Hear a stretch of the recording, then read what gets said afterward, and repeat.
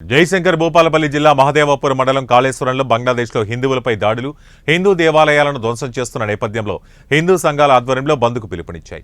వ్యాపార వాణిజ్య సముదాయాలు, హోటళ్లు, విద్యా సంస్థలు, పలు దుకాణాలు స్వచ్ఛందంగా మూసివేసి బంద్ పాటించారు.